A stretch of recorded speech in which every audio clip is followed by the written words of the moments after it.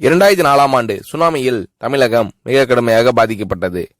2004இல் சுனாமியில் தமிழகத்தில் மட்டும் 6065 பேர் இறந்தார்கள். 88 கிராமங்கள் நிலைகுலைந்து அழிந்து போனது. இந்த சூழ்நிலையில் அம்மா அவர்கள் எடுத்த நடவடிக்கையால் 10 கிராமங்களுக்கு ஒரு அமைச்சர், ஒரு IAS அதிகாரி, ஒரு PRO என்ற ஒரு குழுவை அமைத்து உலக வரலாற்றிலேயே இது போன்ற மீட்பு நடவடிக்கை இருந்திருக்காது என்ற அளவில் 3 நாளில் பாதிக்கப்பட்ட கிராமங்களுக்கு மின்சாரம் வழங்கப்பட்டது. குடிநீர் வசதி செய்து தரப்பட்டது. இந்த மின்னல் வேக நடவடிக்கையால் அப்போதிருந்த இந்திய ஜனாதிபதி அப்துல் கலாம் மற்றும் அமெரிக்காவின் முன்னாள் அதிபர் கிளின்டன் ஆகியோரின் பாராட்டுகளை அம்மாவின் அரசு பெற்றது. அழுத கண்களை துடைக்கும் கரம் கொண்டவர் அம்மா அவர்கள். ஆண்டவன் யாரோ ஒரு நபர் மூலமாக வருவார். தமிழ்நாட்டிற்கு கிடைத்த தெய்வம் அம்மா அவர்கள்.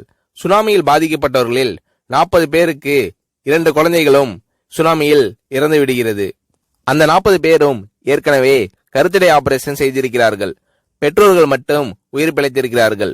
உயிர் பிழைத்தவர்களுக்கு இனி குழந்தை கிடையாது என்ற நிலையில் அவர்களுக்கு கருணைவு ஆபரேஷன் செய்து அவர்களில் பல பேருக்கு குழந்தை பிறந்து அந்த குழந்தைகள் இன்று பள்ளிக்கு சென்று கொண்டிருக்கிறார்கள்.